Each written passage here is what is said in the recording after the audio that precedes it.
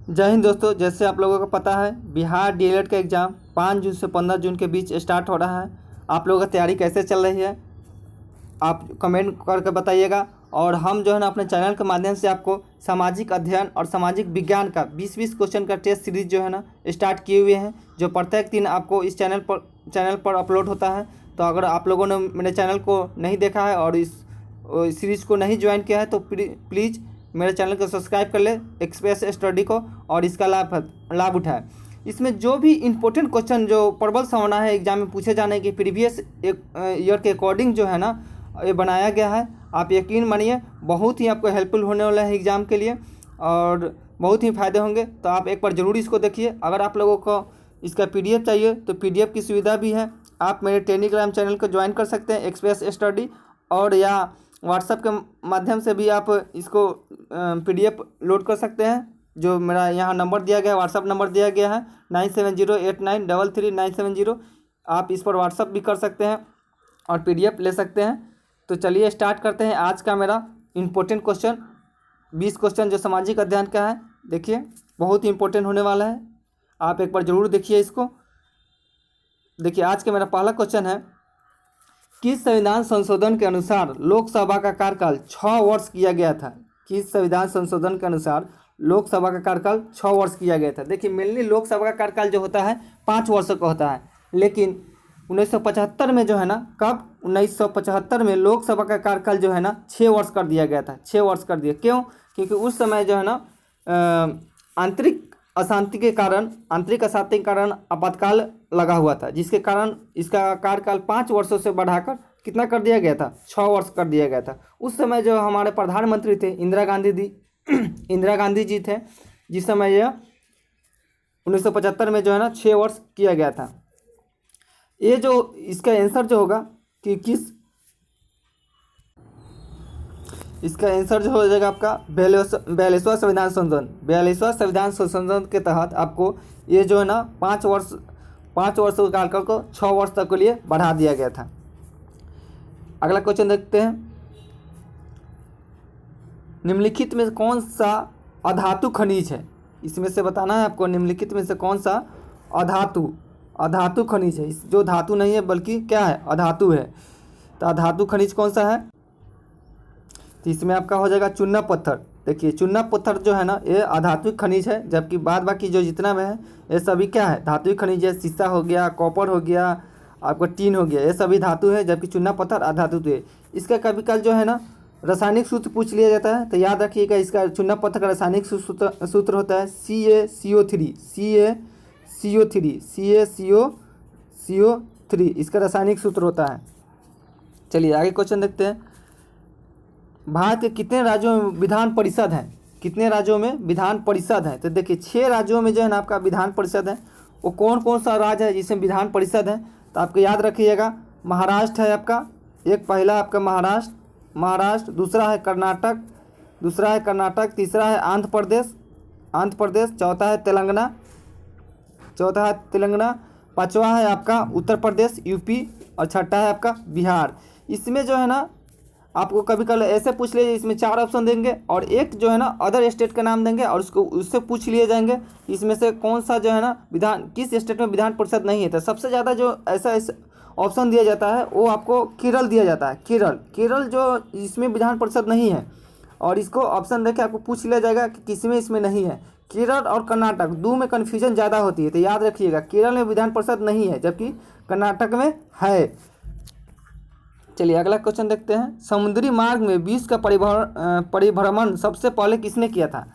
समुद्री मार्ग से विश्व का परिभ्रमण सबसे पहले किसने किया था? तो ये आपको किया था कौन? मैगलन ने। किसने? मैगलन ने जो है ना ये लगभग 1519 से 1522 के बीच में जो ना समुद्री परिभ्रमण किए थे। अगला क्वेश्चन है, अब भारत के किस राज्य में न्यूनतम जनसंख्या घनत्व है? न्यूनतम जनसंख्या घनत्व, देखिए न्यूनतम घनत्व का अर्थ हुआ, न्यूनतम जनसंख्या घनत्व का अर्थ हुआ कि 1 किलोमीटर के अंतर्गत आपके कितने पॉपुलेशन है, कितनी जनसंख्या है 1 किलोमीटर के अंतर्गत। तो देखिए 1 किलोमीटर अंतर्गत कितनी पॉपुलेशन है। तो ये जो है ना इसमें न्यूनतम पूछा है, तो न्यूनतम जो है आपको कहाँ पर है? सबसे न्यूनतम जो देखने को मिलेंगे आपको, वो आपको मिलेंगे अरुणाचल प्रदेश में। कहाँ पर? अरुणाचल प्रदेश में। ये आपका ऑप्शन नंबर डी सही हो जाएंगे, अरुणाचल प्रदेश। अरुणाचल प्रदेश में जो है ना सबसे कम है। जबकि सबसे ज़्यादा की बात करें, सबसे ज़्यादा अगर जनसंख्या घना तो कहाँ पर है? तो आपका बिहार हो जाएगा। कहाँ पर? बिहार। अगर ज़्यादा की बात करें तो आपका बिहार हो जाएगा। सबसे कम अगर न्यूनतम अगर बात करें तो अरुणाचल प्रदेश हो जाएगा। बिहार में जो है ना 1106 प्रति वर्ग किलोमीटर में 1106% जो है ना रहते हैं। जबकि आपका अरुणाचल प्रदेश में प्रति 1 किलोमीटर के अंतर्गत 1 किलोमीटर के अंतर्गत आपको 17 व्यक्ति जो है ना देखने को मिलेंगे। चलिए अगला क्वेश्चन देखते हैं। कहलगांव तापीय विद्युत परियोजना किस जिला में अवस्थित है? कहलगांव तापीय विद्युत परियोजना किस जिला में अवस्थित है? तो ये जो है ना कहलगांव जो है ना बिहार में है। बिहार का किस जिला में है? तो ये भागलपुर जिला में। कहाँ पर? बिहार का जो है ना, बिहार का भागलपुर जिला है, वहीं पर जो है ना कहलगांव तापीय विद्युत परियोजना है। नेक्स्ट क्वेश्चन है, प्राथमिक ऊर्जा का उदाहरण नहीं है। प्राथमिक ऊर्जा का उदाहरण नहीं है। इसमें 4 ऑप्शन दिए गए हैं, इसमें बताना है प्राथमिक ऊर्जा का उदाहरण कौन सा नहीं है। देखिए सबसे पहले समझिए प्राथमिक ऊर्जा क्या होता है। प्राथमिक ऊर्जा ऐसा ऊर्जा है जो आपको किसी खनिज संपदा जो होते हैं, आपको जो ज़मीन से निकाले जाते हैं खनिज संपदा, वो आपको प्राथमिक ऊर्जा के अंतर्गत आ जाते हैं। जैसे देखिए कोयला, पेट्रोलियम, प्राकृतिक गैस, ये सब क्या है? ये खनिज संपदा है। जबकि विद्युत जो है ना, विद्युत को क्या किया जाता है? तैयार किया जाता है। तो विद्युत आपका जो है ना प्राथमिक ऊर्जा का स्रोत नहीं है। जबकि ये सभी जो है ना कोयला, पेट्रोलियम, प्राकृतिक गैस, ये सभी प्राथमिक ऊर्जा के स्रोत हैं। फिर अगला क्वेश्चन देखिए। अगला क्वेश्चन है, भारत में रेल परिचालन की शुरुआत कब हुई थी?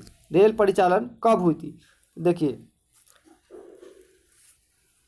रेल परिचालन की शुरुआत जो है ना 4 ऑप्शन दिए गए हैं। रेल परिचालन की शुरुआत 1853 ईस्वी में हुआ था। कब? 1853 ईस्वी में।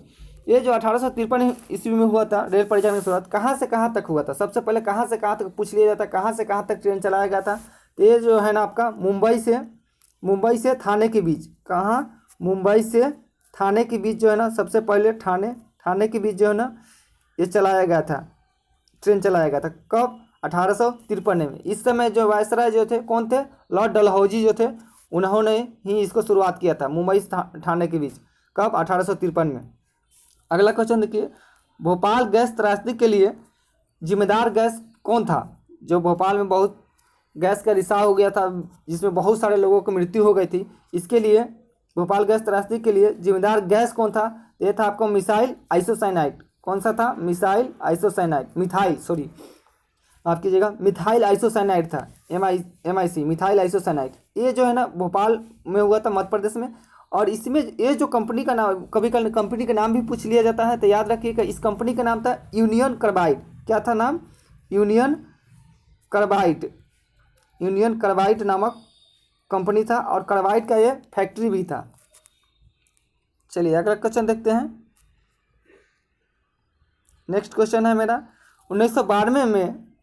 1992 में पहले अंतर्राष्ट्रीय पृथ्वी शिखर सम्मेलन के लिए ब्राज़ील में डैश में 100 से अधिक राष्ट्र अध्यक्ष मिले थे। कहाँ पर? वो जगह का नाम बताना है। कौन सा जगह था जिसमें 1992 में अंतर्राष्ट्रीय पृथ्वी सम्मेलन के लिए ब्राज़ील में 100 से अधिक राष्ट्र अध्यक्ष मिले थे? उस जगह का नाम बताना है आपको। 4 ऑप्शन दिए गए हैं, आप देख के बताइए इनमें से कौन सा ऑप्शन हो सकता है। तो ये जगह था आपका रियो डी जेनेरियो। कौन सा? Rio de Janeiro, option number A. और ये जो सम्मेलन हुआ था, इस एजेंडा को एजेंडा 21 के नाम से भी जाना जाता है। एजेंडा 21 याद रखिएगा। ये कहाँ पर हुआ था? रियो डी जेनेरियो में 1992 में पृथ्वी सम्मेलन। नेक्स्ट क्वेश्चन है मेरा, औद्योगिक क्रांति सर्वप्रथम किस देश में हुआ था? औद्योगिक क्रांति, देखिए औद्योगिक क्रांति सर्वप्रथम किस देश में हुई थी? ये सर्वप्रथम औद्योगिक क्रांति जो हुआ था ये आपका इंग्लैंड में हुआ था। कहाँ पे? इंग्लैंड में हुआ था। अगला क्वेश्चन, नेक्स्ट क्वेश्चन है, पाक जल संधि भारत को किस देश से अलग करता है? पाक जल संधि जो है ना, पाक जल संधि भारत को किस देश से अलग करता है? भारत को किस देश से अलग करता है? पाक जल संधि, देखिए पाक से आप पाकिस्तान नहीं समझ लीजिएगा। पाक जो है ना, पाक जल संधि जो है ना भारत और श्रीलंका के बीच है। कौन कौन? भारत और श्रीलंका के बीच, याद रखिएगा। पाक जल संधि भारत और श्रीलंका के बीच है। अगला क्वेश्चन देखिए, नेक्स्ट क्वेश्चन है मेरा, भारत में एकल संक्रमणीय मत पद्धति से चुनाव किसका होता है? भारत में एकल संक्रमणीय मत पद्धति से चुनाव किसका होता है? तो ये आपका जो है ना राष्ट्रपति का चुनाव होता है, जिसमें कौन कौन भाग लेते हैं? तो इसमें आपका लोकसभा, राज्यसभा के सदस्य और विधानसभा के सदस्य, ये तीनों का सदस्य जो है इसमें भाग लेते हैं। जो निर्वाचित सदस्य होते हैं वही इसमें भाग लेते हैं, मनोनीत सदस्य नहीं, निर्वाचित सदस्य भाग लेते हैं। अगला क्वेश्चन देखिए, किस आधार पर लोकतंत्र को सर्वोत्तम शासन कहते हैं? किस आधार पर लोकतंत्र को सर्वोत्तम शासन कहते हैं? तो ये आपका है जनमत पर आधारित, क्योंकि लोकतंत्र का अर्थ ही हुआ कि जो वहाँ का जो प्रशासन होगा, वहाँ का जो नेता होंगे वो क्या होंगे? जनता द्वारा डायरेक्ट चुने गए होंगे, जनता ने उनको चुन कर भेजा होगा, तो जनमत पर आधारित होंगे, इसलिए लोकतंत्र सर्वोत्तम शासन कहते हैं। नेक्स्ट क्वेश्चन है आपका,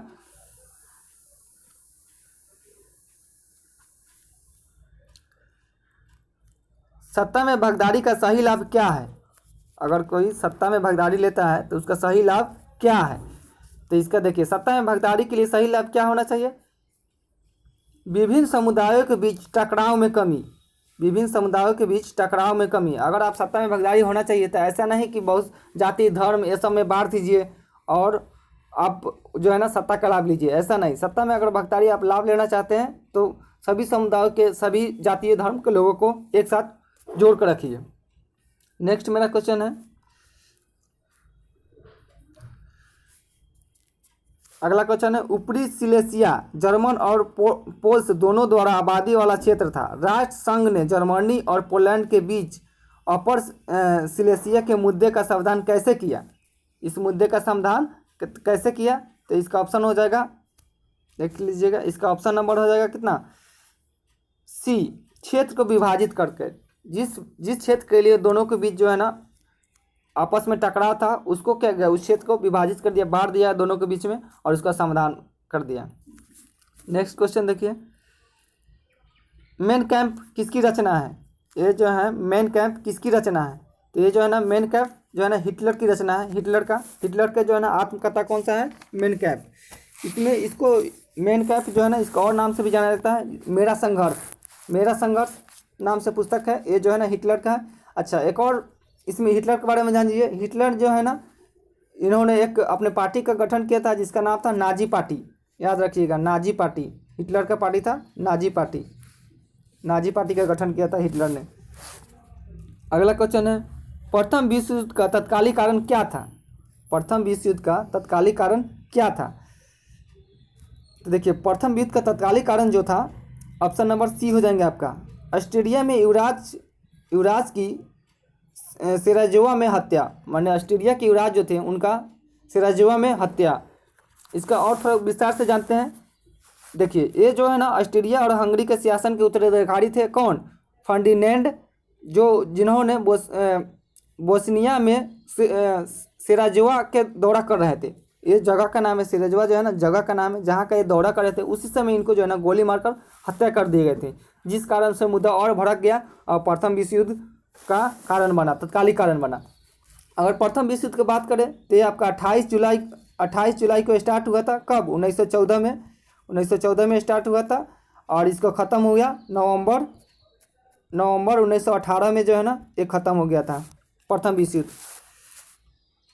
देखिए, डीएलएड में जो है ना विदेशी हिस्ट्री से जो है ना ज़्यादा क्वेश्चन डाले गए हैं, तो आप लोग जरूर एक बार जो है ना विदेशी हिस्ट्री के जरूर बढ़िया से थोड़ा पढ़ लीजिएगा इन सब चीज़ों को। इसमें से 4-5 क्वेश्चन आपको जरूर देखने को मिलेंगे। नेक्स्ट क्वेश्चन देख लीजिए,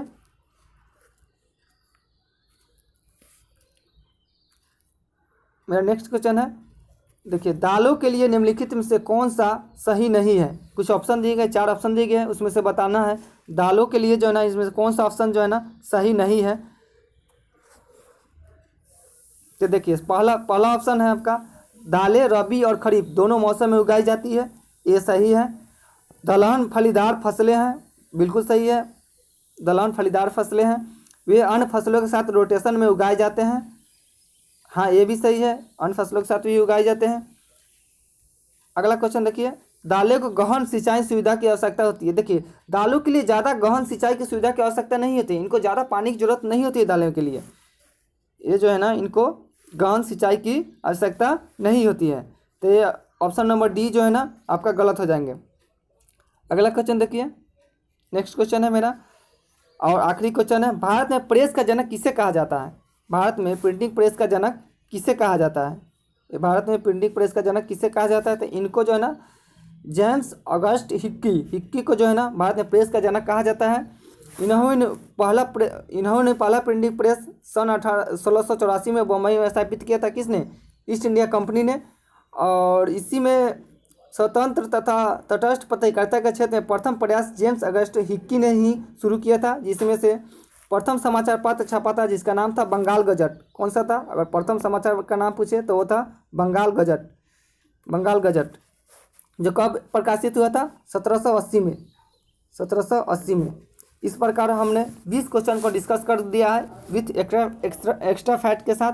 आपको कैसा वीडियो लगा आप कमेंट में बताइएगा, और जो भी आपको लगे, जो भी प्रॉब्लम हो इस वीडियो से रिलेटेड, या आपको और भी कुछ इस बिहार डीएलएड के एग्ज़ाम से संबंधित और भी कुछ अदर विषय का आपको वीडियो चाहिए, तो आप ज़रूर कमेंट में बताइएगा कि इस सब्जेक्ट का वीडियो आप अपलोड कीजिए, हम उसको अपलोड कर देंगे। तब तक मेरे चैनल को जरूर सब्सक्राइब कर लीजिएगा, क्योंकि आप मेरे चैनल को सब्सक्राइब करिएगा तभी मेरा भी मनोबल बढ़ेगा और एग्जाम और बढ़िया से बढ़िया जो है ना अच्छा प्रयास करने का आपके एग्ज़ाम में जो ज़्यादा से ज़्यादा नंबर आप आए उसके लिए हम बहुत प्रयास करेंगे। तब तक मेरे चैनल को जरूर सब्सक्राइब कीजिए। जय हिंद, जय भारत।